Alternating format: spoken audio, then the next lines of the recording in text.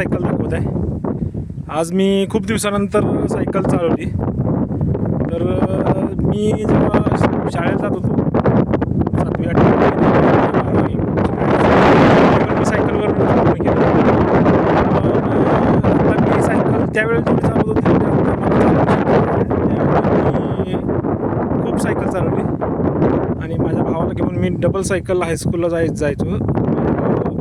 एक 4-5 किलोमीटर आहे. हा बघा, आपली आशा सुटत नाही. हे तुरीचे काढ आहेत. तूर आपण खातो त्याचे तुरीचे काढ. हे इथे पडले होते शेतामध्ये. आपलं आता हे शेत नांगरून झालेले इथे पडले होते. तर ते घेऊन चालतो मी घरी. आशाच संपत नाही बघा. हे आता हे उद्याची आशा म्हणून घेऊन चाललो. उद्या पाणी तापायला होते म्हणून असे आम्ही मार्गावर. आणि मस्त असा वारा सुटलेला घरी जायला नको वाटते. एक नंबर असा वारा सुटला. तर माणसाने कष्ट करत राहिलं पाहिजे आयुष्यात. येऊन कष्टाशिवाय पर्याय नाही. तर माझं जीवन असं चालू झालं आहे. मी शेतकरी कुटुंबातला एक मुलगा आहे. तर आज गेले मी 8वीपासून मी शेती करतो आहे. तरी पण अजून मी शेती करतच आहे. नोकरी करतो आणि शेती करतो. बघा किती सुंदर आपला निसर्ग दिसतोय. आणि असा मी तर 8वीपासून मी शेती करतो. कारण का त्यावेळेसपासून वडिलांची आमच्या हलाखीची परिस्थिती. वडील शेती करतात. अजूनही वडील माझे 65च्या वरती वडिलांचं वय आहे. वारा असं खूप छान सुटलं आहे बघा. तुम्हाला आवाज येत असेल वाऱ्याचा. छान असं वारं सुटलं आहे. तर वडील आणि आईवडिलांची परिस्थिती बेताची असल्यामुळे आम्हाला शेतीत काम करावं लागलं. मी मोठा असल्यामुळे, आम्ही तिघेजण भाऊ. तर मी मोठा असल्यामुळे मला जास्त कष्ट करावं लागले. ते लहान मुलं होते त्यांना पण बोलू शकत नव्हतो. किंवा त्यांनीही खूप सपोर्ट केला आहे. मी खूप सपोर्ट केला आहे.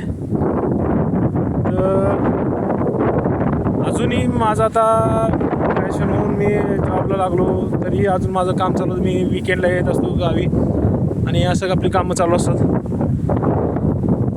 तर माणसाचा संघर्ष अजूनही चालू आहे. माझा तरी चालू आहे. आणि असं काम करत राहा मित्रांनो. व्यायाम करा. आता मला आज असं जाणवलं की आपण गाडीवरून जातो कुठे, पण निदान सकाळच्या वेळी किंवा संध्याकाळी सायकली चालवा. एक अर्धा तास तरी चालवा. जास्त जाऊ दे, 20 मिनटं किंवा 1 तास 1 तास राहू दे, किंवा 20 मिनटं तरी चालवा. आमच्या इथे डॉक्टर आहेत आमच्या गावामध्ये. ते अजूनही सकाळी 20 मिनटं विहिरीमध्ये पोहतात. आणि सायकल एक 5 किलोमीटर तरी सायकल चालवतात. अजून त्यांचं वय जर बघितलं तर असं वाटत नाही की त्यांचं वय 70-75 वय असेल.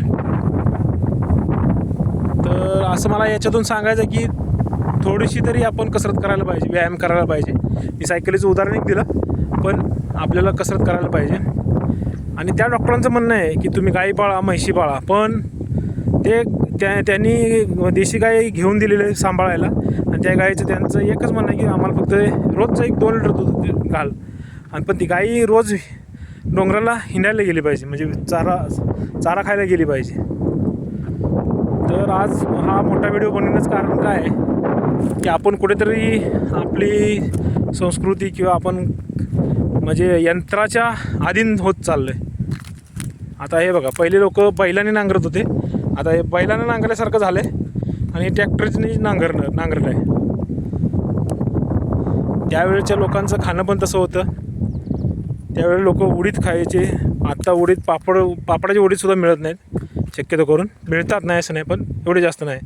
तर आमचे आजोबा मोठ असायचे, मोठ त्यांच्या वेळेस, म्हणजे मला वाटतं एक 50 वर्षापूर्वी ते मोठवर ते भिजलेले उडीद खायचे. उडीद खिशामध्ये ते टाकून रोजच्या रोज सकाळी पहाटे 4 वाजल्यापासून त्यांची मोठ चालू असायची बैलांची. त्यावेळेला गाजर, परत ज्वारी 6 महिन्याची ज्वारी असायची, शेंगा 6 महिन्याच्या शेंगा असायच्या. त्या शेंगामध्ये एवढं तेल असायचं की खूप तेल असायचं. तर बघा मित्रांनो, सूर्य असा दिसतोय. संध्याकाळचे 6 वाजून गेलेले आहेत. आणि तर मित्रांनो, जरा व्यायाम करा. सायकलीचं उदाहरण दिलं. पण आणि मी माझा प्रवास तुम्हाला सांगतच राहीन, यापुढे ही सिरीज चालू ठेवू. तुम्ही सांगा, लोक पॉडकास्ट करतात, मुलाखत घेतात, मोठ्या मोठ्या लोकांची घेतात, पण मी माझं स्वतःचं अनुभव सांगत जाईन. आणि मी छोट्या छोट्या लोकांची म्हणजे जसे शेतमजूर असतील, कोण असतील, किंवा जे माझ्या म्हणजे माझ्याबरोबर असतील किंवा माझ्या ओळखीचे असतील, त्यांचे मी व्हिडिओ बनवत जाईन. तर तुम्ही असंच मला सपोर्ट करा. धन्यवाद. बघा सायकल परत.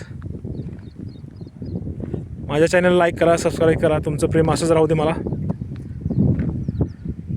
पक्षी घार म्हणतात त्याला. धन्यवाद. थँक्स.